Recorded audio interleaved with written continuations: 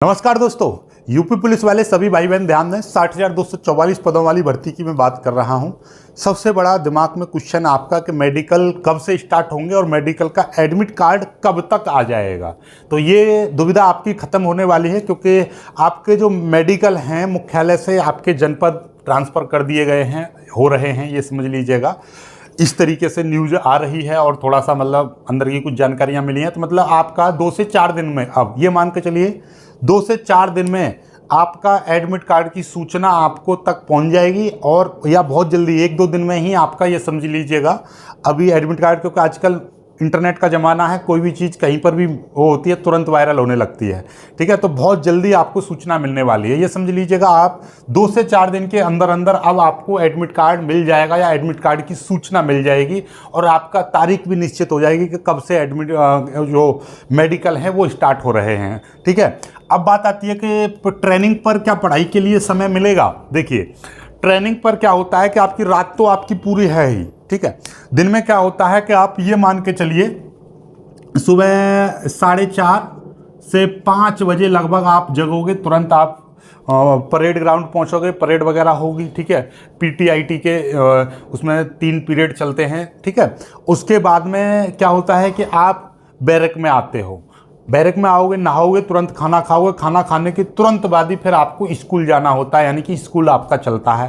फिर उसमें भी 4 से 5 घंटे चलते हैं। फिर उसके बाद में फिर आएंगे, दोपहर को आपको आराम करने के लिए 1-1.5 घंटे का समय मिलता है। देन उसके बाद में फिर दोपहर का फालन होता है, और उसमें फिर आपकी दौड़ वगैरह होती है। फिर 2 पीरियड्स चलते हैं, मतलब आपका आईटी-पीटी के। देन उसके बाद में फिर शाम आप पूरा 6:30 बजे के बाद में फ्री हो जाते हो, मतलब सूरज ढलने के बाद में कोई पीटी वगैरह नहीं होती, ये मान के चलिए। सूरज ढलने के बाद आपका कोई भी ग्राउंड में रिक्रूट नहीं ठहरता है, ये अपने दिमाग में रख लो, ठीक है।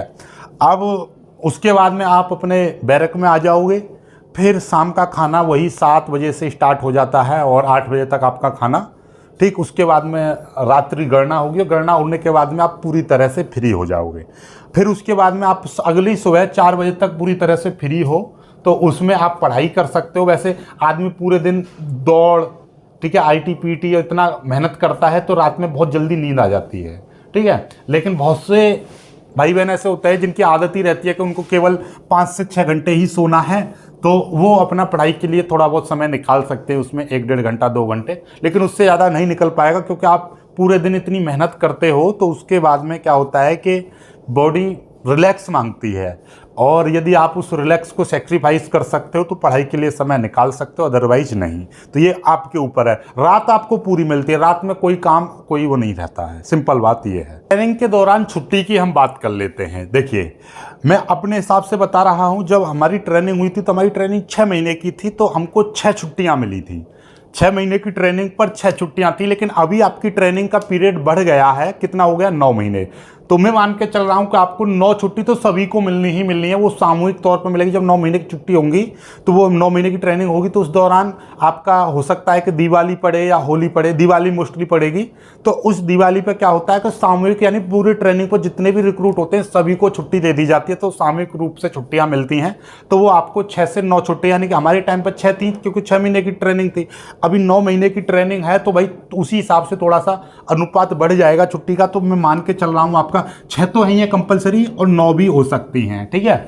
अब इसके बाद में कुछ एग्जाम, जैसे कि मान लीजिए यूपीएसआई का है, तो उसके लिए छुट्टी मिलेगी। जी हाँ, आपको किसी भी एग्जाम के लिए छुट्टी मिले ना मिले, लेकिन यूपीएसआई के लिए 100% आपको छुट्टी मिलेगी, क्योंकि हमको भी सामूहिक रूप से भेजा गया था, ठीक है। जब यूपीएसआई का हमारे समय पर पेपर था, तो उसमें जिन्होंने भी फॉर्म भरा था सबको छुट्टियां दी गई थी। तो ऐसे ही अब यूपीएसआई का जो भी एग्जाम भरेगा उसको ट्रेनिंग में छुट्टी मिलेगी, ठीक है। आप फॉर्म, मतलब पेपर दो या ना दो, लेकिन फॉर्म जरूर भर लेना, ताकि आपको ट्रेनिंग के दौरान एटलीस्ट 1 दिन की छुट्टी तो मिल ही जाएगी, ठीक है। उसमें आप अपने घर घूमे आना, ट्रेनिंग पर छुट्टी मिलना बहुत वो रहता है, ठीक है। तो आप फॉर्म जरूर भरना, पेपर देने जाओ या मत जाओ वो अलग चीज़ है, लेकिन उस दौरान आप एडमिट कार्ड दिखा के छुट्टी तो ले ही लोगे, ठीक है। तो ये है, तो आपको एग्जाम के लिए छुट्टी मिलती है। बाकी और एग्जाम रहते हैं, जैसे कि यूपी टेट, सी टेट वगैरह का यदि एग्जाम पड़ेगा तो उसके लिए भी आप एप्लीकेशन देते हो, छुट्टी मिल जाती है। तो लेकिन उसके लिए थोड़ा मतलब अधिकारी कभी देते भी नहीं है, लेकिन यूपीएसआई के लिए डेफिनेटली आपको छुट्टी मिलेगी, ठीक है, क्योंकि ये इसी विभाग का उच्च पद का एग्जाम है, इसलिए इस पर आपको छुट्टी मिलेगी, ठीक है। ये हो गया। और बाकी और भी कई सारी चीज़ें हैं जो आपके दिमाग में क्वेश्चन आ रहा होगा ट्रेनिंग व्रेनिंग से रिलेटेड, तो आप कमेंट कर सकते हो, ठीक है।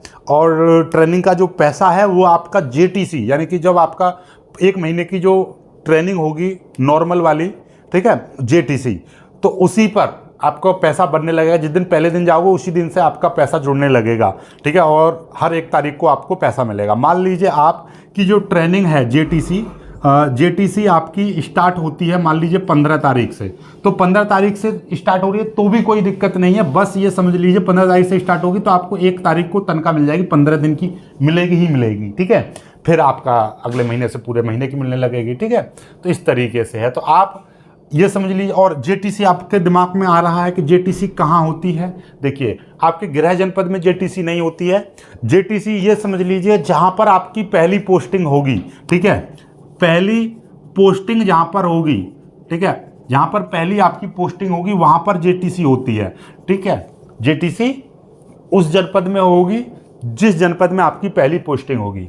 अब आरटीसी जो मेन ट्रेनिंग है, जो मूलभूत प्रशिक्षण है, आरटीसी यही है आपका 9 माह का। ये जेटीसी तो 1 महीने की रहती है, इसमें केवल बेसिक जानकारी, आपकी वर्दी वगैरह तैयार कराई जाती है, सीआर वगैरह बनते हैं, ठीक है, आपका मतलब वहाँ पे मतलब नॉर्मल आपके बैंक अकाउंट वगैरह खुलवाए जाते हैं, सारी चीज़ें वहाँ पे मतलब नॉर्मल आपको बेसिक जानकारी दी जाती है। मतलब कुल मिलाकर बात ये है कि आपको बेसिकली आरटीसी के लिए प्रिपेयर किया जाता है, ठीक है। अब आरटीसी जब भी स्टार्ट होगी तो वो या तो जहाँ पर जेटीसी हुई है वहाँ पर हो सकती है, या उससे अलग कहीं पर भी हो सकती है, पूरे यूपी में किसी भी जनपद में हो सकती है। इसलिए ये निश्चित नहीं है, क्योंकि हमारे यहाँ हमारी जो जेटीसी थी, जो मैं अपनी बताऊँ, मेरी जो जेटीसी है वो कानपुर में हुई थी, ठीक है, कानपुर में हुई थी।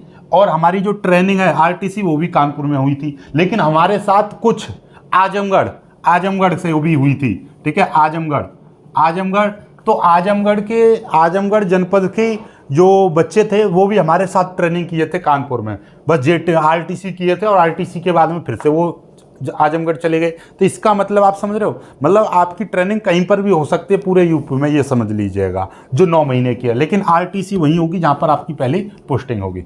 आई होप आप समझ पाए होंगे। फिर भी यदि आपका कोई भी डाउट है कमेंट जरूर कीजिएगा, वीडियो को लाइक करके शेयर कीजिएगा। जय हिंद।